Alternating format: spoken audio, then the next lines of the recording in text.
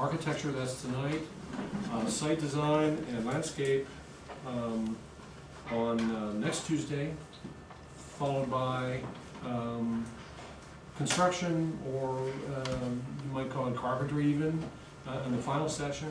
We're going to have a variety of presenters, including a couple of Zen priests that will be arriving from San Francisco and El Paso, Mexico. Next week, we're going to have Mary Carol Edwards speak on her work to, in my view, transform our stormwater systems into, vibrant new ecosystems, with Dwayne Bohuslav, who's going to talk about his long experience with performance and installation work. Dwayne has presented his work in more than 30 major exhibitions over the last 15 to 18 years, all over the country and around the world. So that's going to be an exciting presentation. And next week I'll give you a sales pitch for the one after that. The last session is going to be a panel discussion amongst all the presenters, and we're going to talk about all the ideas that came up. Welcome. The first thing, let's see if I skipped anything. The first thing that we're going to do is we're going to have a very brief period of sitting. Before I say anything else, I should say, anybody that's here for continuing education credits, please sign this up at the break probably, and then at the end, initial to show that you've signed out. And we're going to send you by email a certificate. Okay. The first thing that we're going to do is we're going to have a really brief period of meditation. There are undoubtedly people here that have never done that kind of thing, and that's perfectly fine. The objective or the goal is so that we can, in a very, direct way, just quiet ourselves and settle ourselves and, come into this space and this particular moment all together. And I'm really talking about only 5 to 10 minutes. I'll be keeping the time, so please don't look at your watch.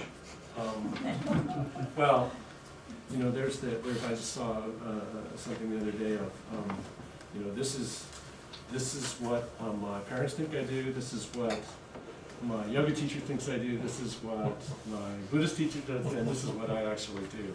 And it's just, it's kind of unfortunately, or fortunately, as I'll actually talk about, it's actually part of it. The exercise is very central to Zen. Zen means meditation. The word actually means meditation. And what we're going to do is, as a typical, there's no such thing, but a typical Zen student would practice, simply sit very quietly and follow our breathing. The idea is to adopt a comfortable posture, to look forward just a little ways, not to focus on anything in particular, and to follow your breath. Just breathe fast or slow, just follow your breath as it goes into your body and as it goes out. We're going to start with a bell and end with a bell. The only thing I want to say for the inexperienced, and this is going to come up later, I'm going to actually talk about this, is that almost certainly your mind will wander. And that's neither a good nor a bad thing. Don't try to suppress thoughts that pop up, but don't follow those thoughts either. Just sort of let them spin out.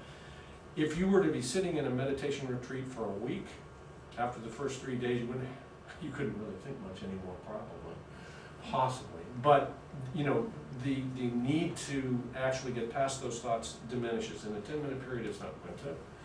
But just don't get attached or involved with them, and try to return very gently your attention back to your breathing, just as an exercise. So I'm going to sit here with you.